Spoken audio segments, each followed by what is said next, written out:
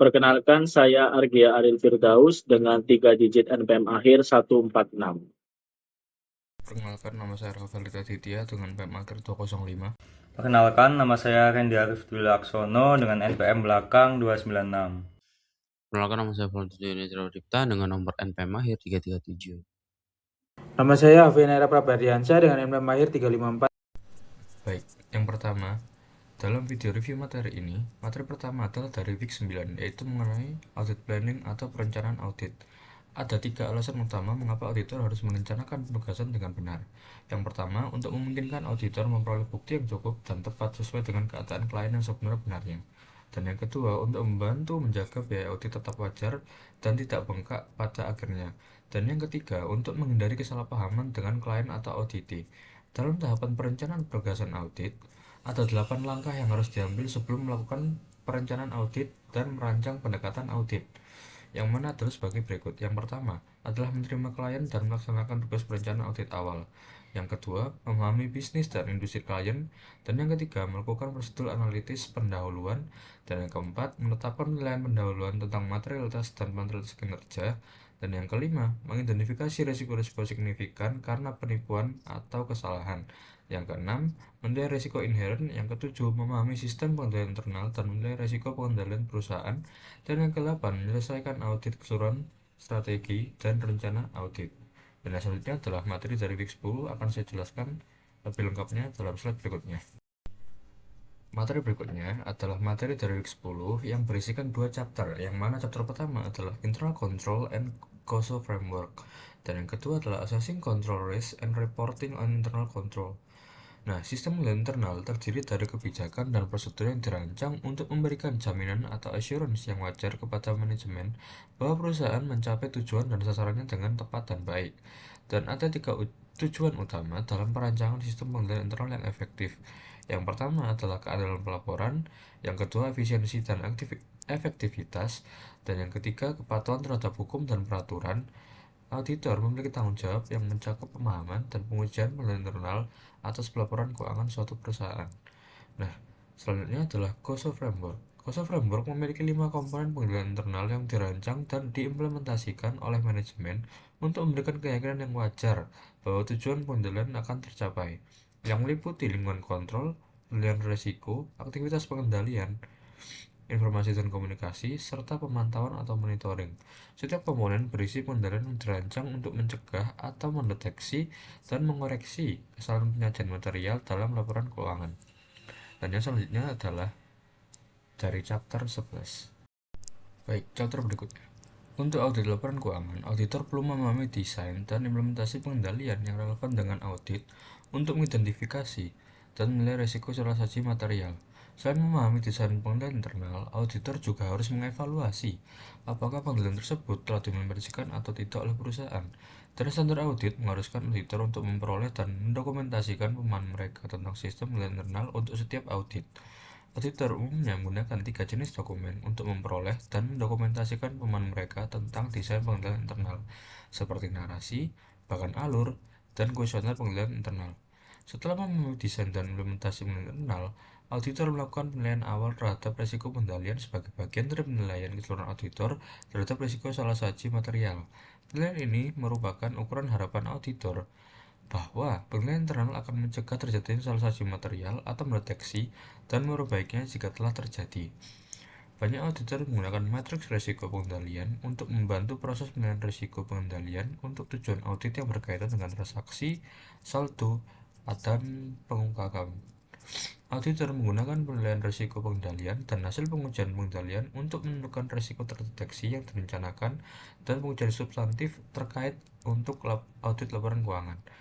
Auditor melakukan ini dengan menghubungkan penilaian risiko pengendalian dengan tujuan audit terkait saldo untuk akun yang dipengaruhi oleh jenis transaksi utama. Dan selanjutnya akan dijelaskan oleh rekan saya. Baik, yang selanjutnya di sini kita akan membahas materi pada week 11. Yang pertama adalah lanskap bukti audit. Jadi bukti audit ini adalah dasar dari opini auditor untuk memahami sifat keputusan pengumpulan, dan jenis bukti adalah kunci untuk memastikan laporan keuangan disajikan secara wajar. Di era modern saat ini, teknologi canggih seperti pembelajaran mesin dan analisis tekstual semakin mempermudah ekstraksi dan evaluasi informasi dari data tidak terstruktur. Lalu ada 3 keputusan pengumpulan bukti. Yang pertama ada sifat atau nature, yaitu menentukan jenis prosedur audit spesifik yang akan digunakan.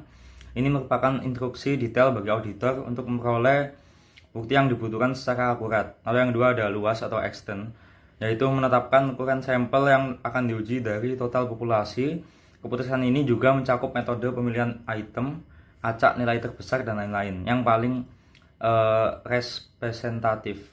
Lalu yang ketiga ada waktu atau timing, yaitu menentukan kapan prosedur audit ini akan dilaksanakan. Waktu bisa bervariasi dari awal tahun berjalan hingga setelah periode akhir akuntansi klien. Baik, yang selanjutnya ada penentu daya persuasif bukti.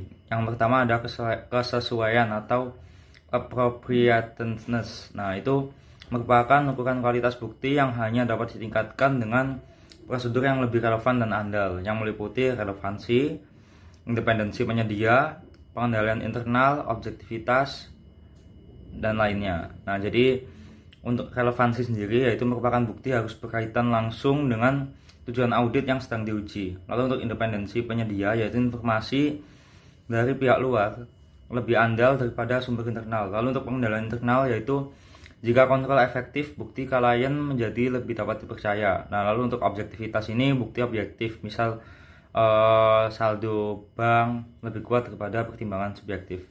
Lalu yang kedua ada kecukupan atau sufficiency.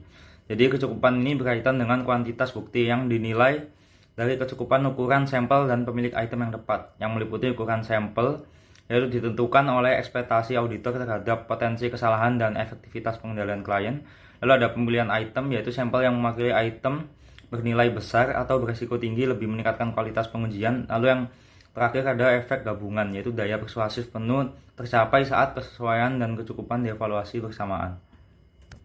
Nah, selanjutnya ada 8 jenis bukti audit. Yang pertama ada pemeriksaan fisik, yaitu inspeksi atau penghitungan aset berwujud secara langsung untuk membuktikan keberadaannya, misal persediaan. Lalu yang kedua ada konfirmasi dan inspeksi, yaitu penerimaan tanggapan tertulis dari pihak ketiga independen, serta pemeriksaan dokumen dan catatan internal klien. Nah, lalu yang ketiga ada prosedur analitis. Prosedur analitis ini mengevaluasi data historis rasio dan tren klien untuk mengidentifikasi anomali laporan keuangan. Lalu yang keempat ada perhitungan dan pelaksanaan ulang, yaitu memverifikasi akurasi matematis, file klien, dan mengeksekusi ulang prosedur kontrol akuntansi. Lalu yang kelima ada wawancara dengan klien, yaitu memperoleh informasi tertulis maupun lisan dari klien sebagai respon atas pertanyaan dari auditor. Lalu yang keenam ada penyelidikan dan pengamatan. Jadi penyelidikan dan pengamatan ini wawancara langsung untuk mendapatkan informasi dan mengamati proses atau karyawan saat bekerja. Lalu yang ketujuh ada observasi atau observation, yaitu penggunaan indera untuk menilai aktivitas atau proses yang sedang dilakukan oleh pihak lain, hanya memberikan bukti pada saat observasi dilakukan dan berisiko bias karena karyawan mungkin bekerja lebih baik saat diawasi. Nah, lalu yang terakhir ini ada dokumentasi. Dokumentasi ini pemeriksaan atas catatan dan dokumen klien, baik internal maupun eksternal. Bukti yang paling banyak digunakan karena biaya relatif rendah dan mudah diakses. Contohnya memeriksa faktur pembelian, surat jalan, polis asuransi, dan kontrak kerja.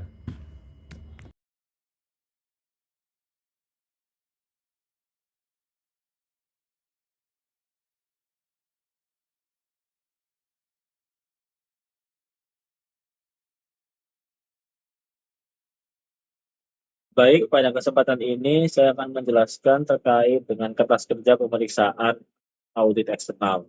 Nah, pada kertas kerja ini saya akan menjelaskan hasil audit atas akun piutang dagang dan cadangan kerugian piutang dari PT Tunas Unggul Sejahtera untuk periode yang berakhir pada 31 Desember tahun 2024.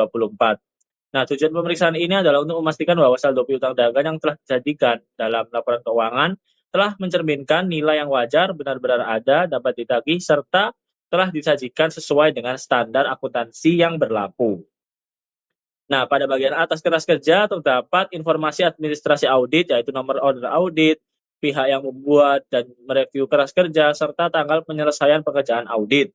Nah, kertas kerja ini menggunakan materialitas yang telah ditentukan sebelumnya, yaitu PM sebesar 300 juta sekian, TE sebesar 225 juta sekian, dan SAD sebesar 15 juta sekian.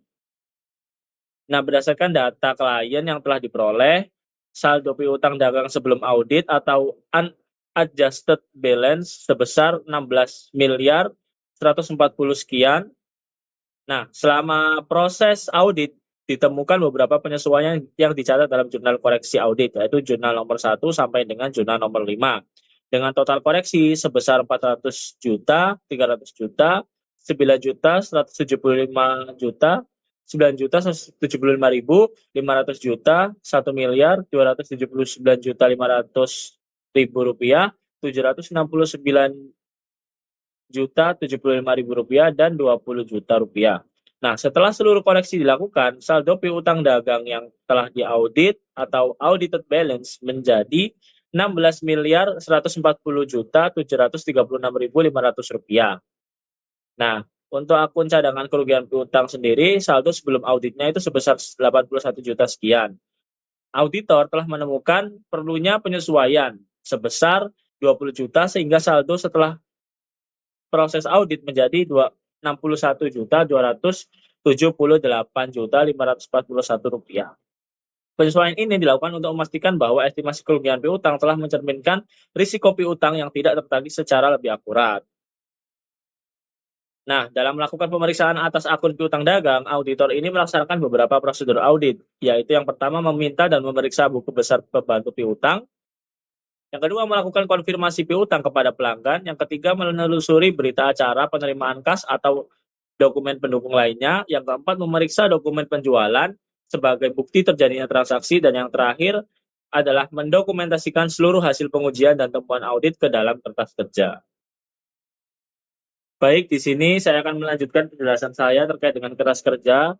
Di sini kertas kerja tersebut telah disiapkan oleh saudara RNJ pada tanggal 9 Februari tahun 2025, direview oleh GSV pada tanggal 2 Maret tahun 2025, dan telah disetujui oleh FND pada 13 Maret tahun 2025.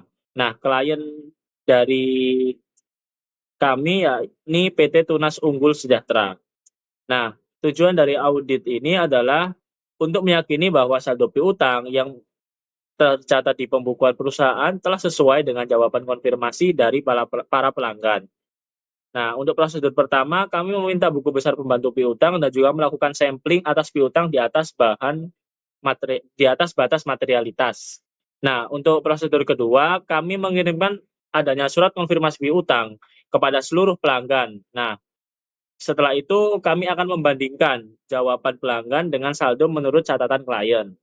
Yang ketiga adalah untuk setiap selisih yang telah kami temukan, kami akan meminta klien membuat berita acara rekonsiliasi piutang bersama para pelanggan yang bersangkutan. Nah, di sini terdapat data utama piutang di mana total saldo piutang menurut buku klien tercatat sebesar 15 miliar 590 juta sekian, sedangkan total saldo jawaban konfirmasi dari seluruh pelanggan hanya sebesar 11 miliar 962 juta sekian. Nah, yang memiliki kesimpulan atau arti di mana selisih yang perlu kami telusuri lebih lanjut. Nah, dari 21 pelanggan yang dikirim konfirmasi, untuk statusnya yaitu yang pertama adalah toko kebab yang sudah melakukan konfirmasi dan tidak ada selisih, yaitu toko kebab Winongo, Akbar, Ahas, Sandi, Nelly, Sentro, Jaya, Damar, 7, dan Bintang. Nah, untuk toko yang ada selisih atau perlu diadakannya rekonsiliasi adalah toko Asad, Boyong, Bulan, dan Mars. Nah, untuk toko yang belum memberikan jawaban adalah toko baru dan juga toko kode. Nah, untuk auditor, kita menemukan temuan pertama di toko Asad dengan selisih sebesar 400 juta. Penyebabnya adalah keterlambatan pengiriman barang baru sampai ke pelanggan pada tanggal 2 Januari tahun 2025, sehingga belum dapat diakui oleh pihak pelanggan pada periode ini. Dengan jurnal koreksi JK01 garis B.2, jurnalnya adalah piutang pada debit sebesar 400 juta rupiah pada penjualan di kredit sebesar 400 juta rupiah. Nah, untuk temuan kedua adalah toko boyong selisih sebesar 300 juta rupiah yang memiliki penyebab terdapat piutang yang belum tercatat di pembukuan klien dengan jurnal koreksi JK02 garis B.2 piutang pada debit sebesar 300 juta rupiah dan penjualan pada kredit sebesar 300 juta rupiah. Nah, untuk temuan ketiga adalah toko bulan dengan selisih sebesar 9.175.000 berdasarkan berita acara rekonsiliasi yang telah dibuat bersama para pelanggan. Maka untuk jurnal koreksinya dengan JK 19 garis B.2 jurnalnya adalah piutang di debit sebesar 9.175.000 rupiah pada penjualan di kredit sebesar 9.175.000 rupiah. Nah, temuan keempat adalah pada toko Mars selisih sebesar 500 juta rupiah. Penyebabnya adalah pencatatan ganda atas invoice nomor CR 221/205 yang terjadi pada bulan Oktober. Untuk jurnal koreksinya adalah piutang di debit sebesar 500 juta rupiah pada penjualan di kredit sebesar 500 juta rupiah. Nah, berdasarkan prosedur yang telah kami lakukan dan setelah mempertimbangkan seluruh temuan serta jurnal koreksi yang diperlukan, maka saldo piutang yang ada pada catatan perusahaan telah sesuai dengan hasil rekonsiliasi piutang bersama pelanggan. Demikianlah penelaahan kertas kerja BC2 ini. Kurang lebihnya saya mohon maaf. Untuk next slide akan dijelaskan oleh rekan saya. Terima kasih. PT Tunas Unggul Sejahtera Late Schedule Utang Dagang 31 Desember 2024 Year End Audit. Akun namanya yaitu utang dagang, adjustmentnya 31 Desember sebesar 9.962.509.500. Nah, jurnal koreksinya yaitu JK01 strip G2 200 juta, lalu JK02G strip 2 250 juta, JK03 strip G2 yaitu 100 juta, JK04G strip 2 yaitu 300 juta. Jadi totalnya dari debitnya yaitu 350 juta. Lalu audit 31 Desember 2024 yaitu sebesar 10.312.509.500.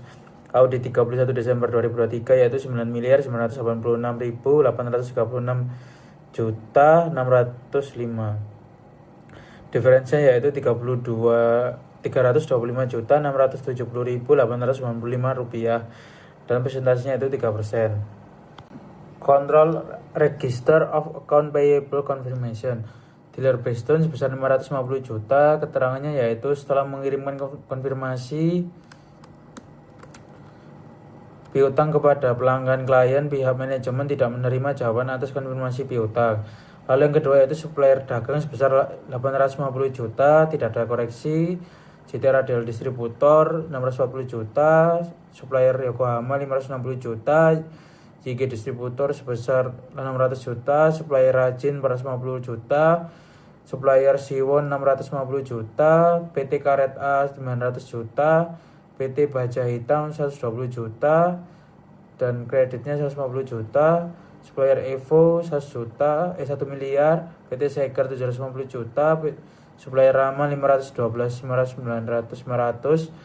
PT Asa 1.300.000.